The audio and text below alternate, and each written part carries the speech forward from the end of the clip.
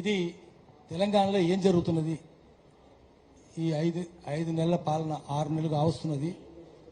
ఏం జరుగుతుంది? ఏం జరగాలి?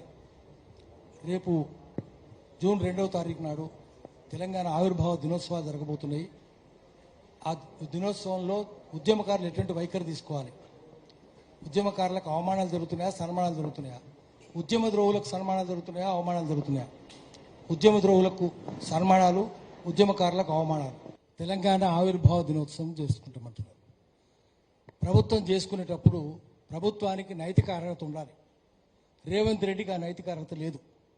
తెలంగాణ కోసం పనిచేసిన వాళ్ళను అవమానిస్తున్నారు, తెలంగాణ ద్రోహులు సన్మానిస్తున్నారు. ఆ రోజు నిన్న జరిగింది మీటింగ్ కూడా మమ్మల్ని నేను జనంలో కూర్చొని ఉంటే మాటి మాటికి నా పేరు తీసుకుంటాడు మహేష్ కుమార్ గౌడ్. నేను జనంలో ఉన్నా కదా, 5 నెలలు ఆగరా, 6 నెలలు ఆగరా, తొందర ఏముంది మీకు అని. నిజమే, మేము ఆగుతాం, ఆగినాం. ఇప్పటిదాకా మేము మాట్లాడలేదు. ఎలక్షన్లు అయినప్పుడు కూడా మేము మాట్లాడలేదు. నేనైతే అసలే మాట్లాడలేదు. కానీ ఇప్పుడు ఇంకా అయిపోయింది. 100 డిగ్రీలు మసిలింది. ఈ మసిలిన నీళ్ళు ఆగదు. నిన్నదాకా అది పరిమాణాత్మక మార్పు, క్వాంటిటేటివ్ చేంజ్. ఈరోజు అది గుణాత్మక మార్పు అయింది, క్వాలిటేటివ్ చేంజ్ అయింది. 100 డిగ్రీలు మసిలింది. తెలంగాణ ద్రోహులందరికీ టికెట్లు ఇస్తారు, కట్టబెడతారు, సన్మానాలు చేస్తారు. తెలంగాణ వాదులందరూ అవమానిస్తారు. ఎక్కడ దీనికైనా 5 నెలలు ఆగాలనా, 6 నెలలు ఆగాలనా? ఎన్నిసార్లు చెప్పినాం? కోదండరాము కూడా చెప్పినాం. కోదండరాము కూడా ఓపిక పట్టమంటాడు, కానీ రేవంత్ రెడ్డికి లేదు. ఎన్నడూ తెలంగాణ ఉద్యమం లేడు. ఆయన చంద్రబాబు నా గురువు కాదు, నేను సహచరుడు అన్నాడు. అంటే సహచరులు ఎంటర్ అవుతున్నావు కదా, అంటే దొంగలకు సద్దులు మోసినావు కదా. సహచర్యం అంటే అంట కాగడమే కదా, దొంగలు అంట కాగినావు కదా నువ్వు. నీకెట్లా తెలంగాణ మీద గౌరవం ఉంటుంది? నీకెన్నడూ లేదు. అందుకనే నువ్వు నీ నిజాయితీ రుజువు చేసుకోవాలంటే నువ్వు కమిటీలో నువ్వు ఒక్కని వాది నిర్ణయించాల్సింది. ఆఖరి కీరవాణి అంటే ఆంధ్రవాణి తీసుకొచ్చి పెట్టాలన్నా కమిటీ వేసి నిర్ణయం చేయి. నువ్వు ఒక్కరిని నిర్ణయించడానికి వీల్లేదు. నీకేం తెలుసని?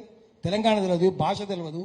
నువ్వు ఆ లోగో ఎట్లా మారుస్తావు? లోగో మారిస్తే మా చాకలేలమ్మ బొమ్మ పెట్టి అక్కడ, శ్రమజీవి ఓ వీరనారి బొమ్మ పెట్టి అక్కడ, వెనుక 1000 స్తంభాలు కూడా లేకపోయినా ఏకశిలా నగరం, తోరణం అయితే ఉండనియండి.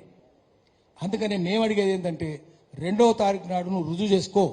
అంతకంటే ముందు రుజువు చేసుకో. నువ్వు ముందు పోయి అందరి దగ్గరికి పోయి దండం పెట్టు, కేసులన్నీ రద్దు చేయి. కనీసం కమిటీ అన్నది దానికోసం. ఒక మనిషి కాదు, కమిటీ వేయాలి. కమిటీ కూడా వేయలేదు, నీకు చిత్తశుద్ధి లేదు. ఎందుకంటే వీళ్ళందరి మీద కేసులు పెట్టించిన మహేందర్ రెడ్డి నువ్వు పోలీస్ కమిషన్ ఆయన తీసుకొని పోయి నువ్వు పబ్లిక్ సర్వీస్ కమిషన్లో పెట్టినావు. తెలంగాణ ద్రోహులందరికీ పదవులు ఇచ్చినావు, టికెట్లు ఇచ్చినావు. మంత్రులందరూ వాళ్ళే కదా.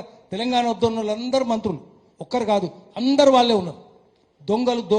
దొంగలందరూ దొరలను చేసి. అందుకనే మేమేమనేది అంటే నువ్వు కనీసం వాళ్ళకు వైద్య సహాయం అనేది చేయించు.